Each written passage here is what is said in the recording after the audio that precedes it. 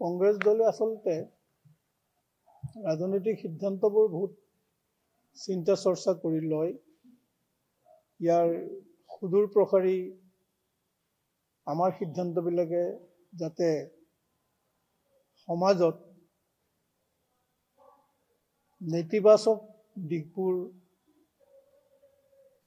বৃদ্ধি কৰিব নোৱাৰে আৰু বিশেষকৈ বৰ্তমান ভাৰতবৰ্ষত যিহেতু আমি এটা ৰাজনৈতিক দল, আমি যিকোনো সিদ্ধান্ত এটা ল'লেই বৰ্তমান আমাৰ কৰ্মসূচীৰ বাহিৰত আমি ল'ব নিবিচাৰোঁ। আজি সমগ্ৰ ভাৰতবৰ্ষ জুৰি যি ইণ্ডিয়া মৰ্চা গঠন হৈছে, ইণ্ডিয়া এলায়েন্স, ইয়াৰ একমাত্ৰ উদ্দেশ্য হ'ল যে স্বৈৰতান্ত্ৰিক, সাম্প্ৰদায়িক আৰু সংবিধান বিৰোধী বিজেপি দলক ক্ষমতাৰ পৰা উৎখাত কৰা আৰু ৰাষ্ট্ৰীয় সম্পদক যাতে ৰক্ষণাবেক্ষণ দিব পৰা যায়। কাৰণ তেওঁলোকেতো এফালৰ পৰা বিক্ৰী কৰি গৈছে গোটেই ৰাষ্ট্ৰীয় সম্পদ। গতিকে আমাৰ ইণ্ডিয়া এলায়েন্স গঠন হৈছে কৰ্মসূচী ভিত্তিক আৰু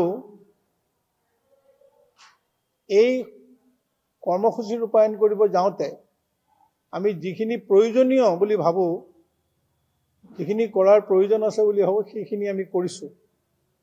অসমতো ইণ্ডিয়া এলায়েন্সৰ আৰ্হিৰে ইয়াত এটা মিত্ৰজোঁট গঠন কৰা হৈছে। মিত্ৰজোঁটত আঞ্চলিক দলসমূহকো সাঙুৰি লোৱা হৈছে। বিভিন্ন ৰাজ্যত যেনেকৈ সৰ্বভাৰতীয় দল আৰু আঞ্চলিক দলক সাঙুৰি লোৱা হৈছে, তেনেকৈ অসমতো কেইবাটাও আঞ্চলিক দলক সাঙুৰি লোৱা হৈছে। ইয়াৰ অৰ্থ এইটো নহয় যে গণভিত্তি নথকা আঞ্চলিক দলকো আমি সাঙুৰি লৈছোঁ। বিভিন্ন আমাৰ 16টা সংগঠন, তাৰ মাজত সৰু বৰ বহু ৰাজনৈতিক দল আছে। তাৰ অৰ্থ এইটো নহয় যে প্ৰত্যেককে পিঠা ভগোৱাৰ দৰে 126খন আসন ভগাই দি মিত্ৰতাৰ নামত মিত্ৰজোঁট কৰা। আমাৰ মূল লক্ষ্য হ'ল বিজেপিক পৰাজিত কৰা। গতিকে আমি যোৱা 5টা বিধানসভাৰ যি উপনিৰ্বাচন হৈ গ'ল, এই উপনিৰ্বাচনত আমি বিজেপিক পৰাজিত কৰাৰ বাবে প্ৰাৰ্থী বাছনিৰ প্ৰক্ৰিয়া চলাইছিলোঁ। সেই মৰ্মে বিহালী সমষ্টিটোত আমাৰ সভাপতি ভূপেন বৰাই স্বয়ং প্ৰতিদ্বন্দ্বিতা কৰাৰ কথা চিন্তা ভাৱনা কৰি পূৰ্বে ইয়াৰ আগতে সেই আসনখন CPI-ML দলক দিয়া হৈছিলে। কিন্তু তেওঁলোকৰ নেতৃবৰ্গৰ লগত আলাপ আলোচনা চলাইছিল। কিন্তু তেওঁলোক ইমান আকুৰগোজ হৈ পৰিল যে সেই আসনখন তেওঁলোকে এৰি দিব নোখোজে।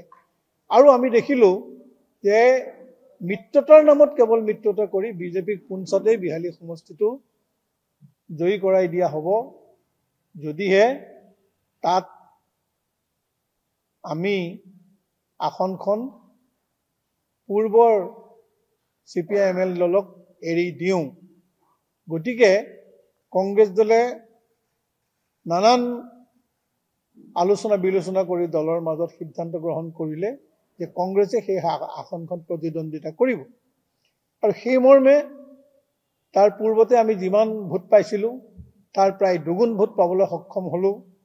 আমি 41,896টা ভোট পালোঁ। এইটো এটা আমাৰ দলৰ বাবে এচিভমেণ্ট। কাৰণ মাত্ৰ 9,000 আৰু কিছু ভোটৰ ব্যৱধানত আমি পৰাজিত হৈছোঁ।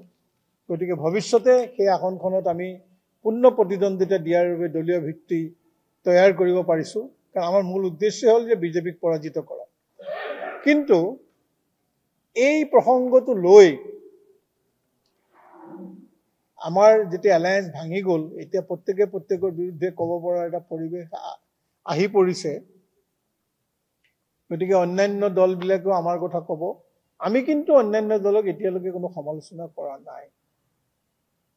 কিন্তু দুৰ্ভাগ্যৰ বিষয় যে ৰাইজৰ দলৰ সভাপতি অখিল গগৈ ডাঙৰীয়াই আমি মন কৰিছোঁ আজি প্ৰায় 2-3 সপ্তাহ ধৰি একেলেঠাৰিয়ে কংগ্ৰেছ দলক আক্ৰমণ কৰি কথাবোৰ ক'ব ধৰিছে।